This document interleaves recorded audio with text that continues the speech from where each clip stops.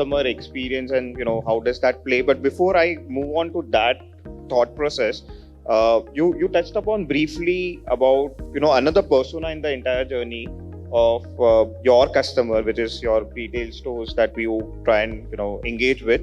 And you touch upon, trust building for that persona, which is a distributor.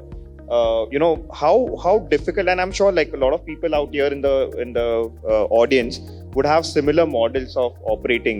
There is a distributor or a middleman in between who is in the offline format, in the traditional format, who becomes pivotal in your strategy to actually make sure that your GTM is via that distributor.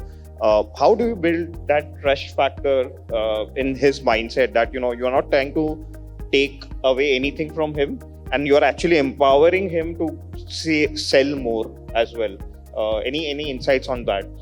So when we started this journey, the biggest resistance came in from our distributors, because they thought that the business is going away from them, right? Basically, a distributor's role is in 4 steps, right? 1, be in the market and take the demand captures. The second one is they're also the face of engagement with the retailers. The third one is the fulfillment part, right? And the fourth one, most important piece, is they're in most of the distributive trade markets, the D&E markets, they're also the credit partners for the retailers. That's so true, right? Yeah. So, and that's predominantly where, the trick of the business is, right? So we need to make sure that as a part of this entire, plan of digitization, we made sure that firstly, the distributor was part of the plan, engage with them, and how do we make sure that anything that the idea is to bring in efficiencies, sell more, at the same time, your turnover and cost effectiveness that comes in there, right? How do you not really erode the revenues for the distributors in this entire journey was the first thing that we took care of.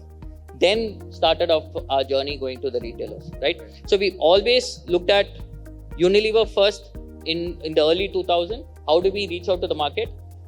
So 2005 till 2017, 18, we always looked at how the distributor can go to the market. Even our channels were defined based on how the distributors actually are structured. Keeping that trust within that distributor ecosystem was still a big challenge, definitely. And you made sure that he doesn't feel devalued in the entire transformation process. And it's interesting to also know how, Unilever has grown and started seeing by direct first to distributor-led to now retailer-led engagements, which brings upon to us to, the customer experience, the whole CX buzzword. What's your take? How do you see that transitioning and changing within your ecosystem? And does customer experience play a large part in the growth cycle for you? It does, definitely, right? Let me call out what we, from a Unilever perspective, think about it, right? First thing first, our customer experience and consumer experience are 2 big growth factors for us. So we do not necessarily, at any point of time, that is something that is the priority for our business, right? That's one. The second one, from a brand perspective, building a purpose around a brand makes it very, very important, right? So we also continue to keep saying that, brands with purpose grow, people with purpose thrive. And this is something that is defined in everything that we try to do. So once those 2 things are done, what we generally do is we also build our sales function is not called sales function.